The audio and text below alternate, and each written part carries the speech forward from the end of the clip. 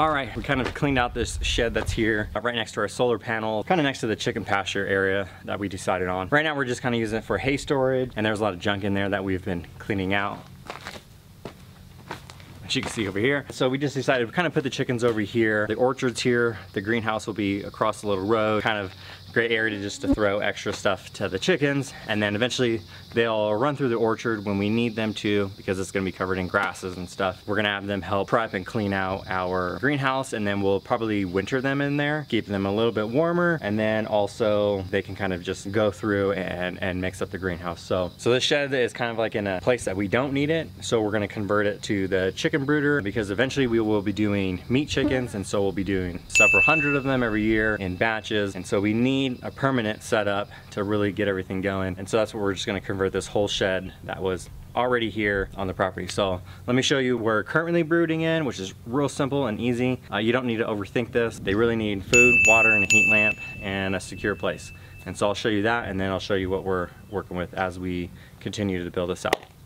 There was power here, but what they had done, our main box is right there, and they literally just put a thing of Romex on the ground and kind of tied it, which is not only illegal, but super unsafe. And so before we moved in, we didn't ask them to, but they just pulled it out. There is no power here, but I will put power eventually. Here's our first 11 birds. I forget the name of them off the top of the hand. 5 or 6 of them are Easter eggers, and the other ones, I forgot what they're called. Yeah, so just chicken waterer. Move this. They're big enough where they can jump out. And so this was like their baby chick feeder last time we had chickens. So I just fill it up.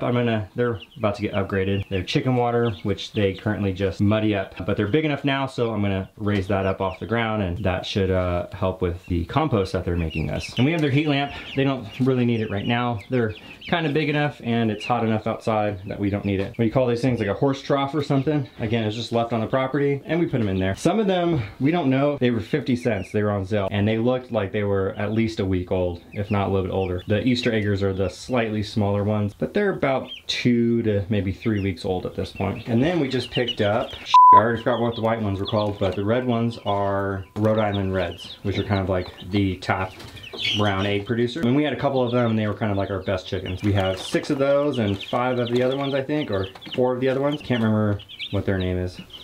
I have to look it up.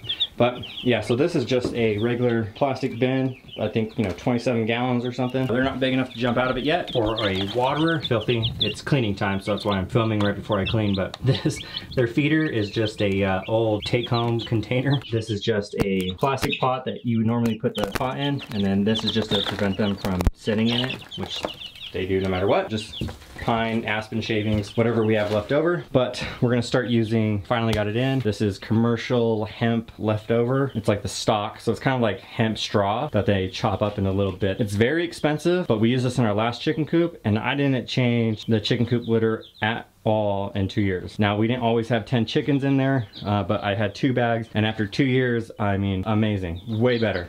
Versus like these aspen shavings, which is the only thing the pet store had, or pine shavings, which we usually use, they kind of smell within a week, and you gotta constantly change them. So anyways, so we're still kind of cleaning out some of it and using a lot of it for hay storage. Right across here, I am going to put just some chicken wire with a frame, which is right here. And actually this was already on the property. It was like hanging out over by the goat barn. I'm just gonna kind of put it across here, kind of screw it to the ground. I've got to make a piece that goes this way.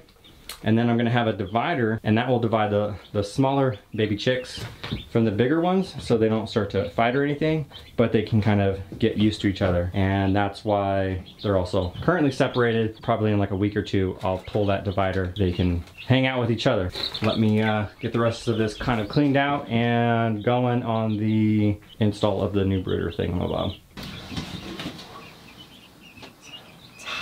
Humid out right now. It's storming, so I kind of moved inside real quick to finish this video, but this was just kind of hanging around the property, and so we just put it in. I quickly put a few screws into the floor, put this little brace to kind of keep it from swaying around, and then this is just screwed in one part over here because it's just going to hold the top. I'm going to rebuild this a little bit, but this is just to kind of get the chickens over here now, and then I'll build them a little bit better one, a little bit bigger one, because we have 13 kind of brand new chicks, less than a week old probably, and the other ones that are like 3 to 4 weeks old that we're going to put in here, a little bit bigger area. And it's just separated by this thing, which is just 2 screws in it, enough to keep them separated, but let them get to know each other. And then probably in 2 weeks, these ones will be big enough to maybe defend themselves if anyone tries to start stuff. Ideally, you get all the baby chicks at the same time, but based on the time that we were getting them, they just weren't available to mail order. We just happened to see some at Tractor Supply. Coming from Phoenix, they're never at Tractor Supply in the summer. It's just way too hot to try to really raise baby chickens. If you're gonna try to do it outside, you know, it's just way too hot. But up here, this seems to be like a pretty good time to go get them. We have about 24 chicks so far. Just quickly kind of built this. It's gonna get a little bit better, and then when I build a little bit nicer one, we'll show that one again. Real quick, this is all scrap stuff that was kind of laying around. I know not everyone has scrap chicken wire laying around, but you're gonna start a farm, then you will have scrap chicken wire laying around everywhere. Or hardware cloth. This is hardware cloth. But yeah, I'm gonna transfer the chicks in here, and then we'll kind of pan out and show you a little bit more of this thing, mother.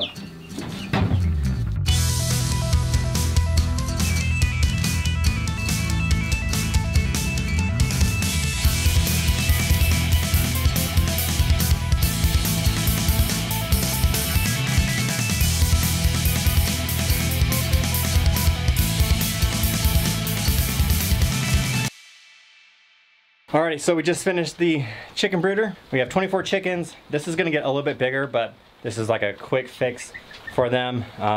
We're trying to introduce them because we just picked these 13 up, and they're only like a couple of days, maybe a week old. These ones are a couple of weeks old, like 3, maybe 4 on some of them. 5 of them, I forgot what it was. I gotta look it up again, but they were on sale for 50 cents a piece. And so we took them, and they looked like they were easily a week old, so I think that's why they were on sale. And then 6 of those are Easter eggers. They're the loudest, the hardest to catch, the feistiest. If I was in a city, the last time we had Easter eggers, they were the worst ones. If I was in a city or in a neighborhood again, which is where our first mini farm was, I would definitely not get Easter eggers again. They were the first ones that I easily got rid of. They produce cool eggs, which is why we wanted them. And now that we're on the farm, I don't care if they're loud, but when we had, you know, just a 8,200 square foot lot in the city, it really bugged me. Rhode Island Reds, which were actually our favorite, so I think we got 6 or 7 of those, and then some other ones. And I'll tell you what, man, when baby chicks sleep, they always look like they're dead. But yeah, so anyways, this is, I don't even know how long this was. This was just hanging around our yard, and then I just stapled it, kind of cleaned it up, and then boom, that's the first wall. And then really cheaply, just some scrap screws to kind of hold. I have these off, but this is the cover for them. And then they're separated, but they can still see each other. Yeah, but this is just to give you an idea. Super simple. This is just a piece of MDF that's been left out in the rain. 100% free. This is actually balsa plywood, which I don't even think you can get anymore. It's super light. You can take a whole sheet, a 4x8 sheet, and pick it up with one hand.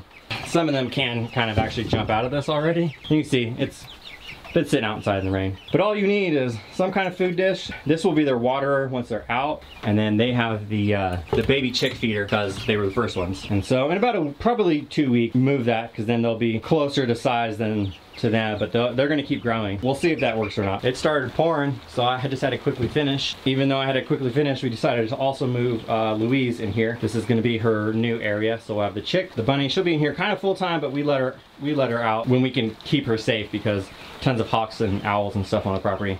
So anyways, here's some light. That's it. And quick and easy brooder. It doesn't have to be expensive. Doesn't have to be high tech.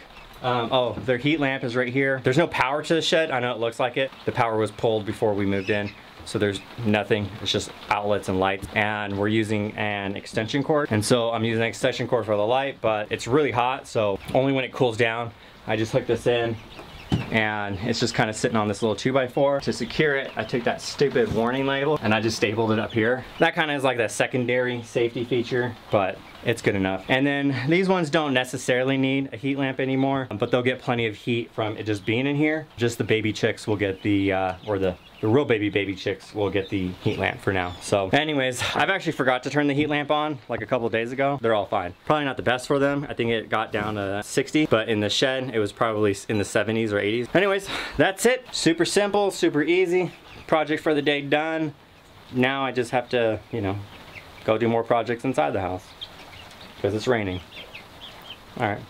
Anyways, see you guys on the next video. If you have any questions, let me know, and then as we update this, we'll shoot more video of it. You know, it's how we roll.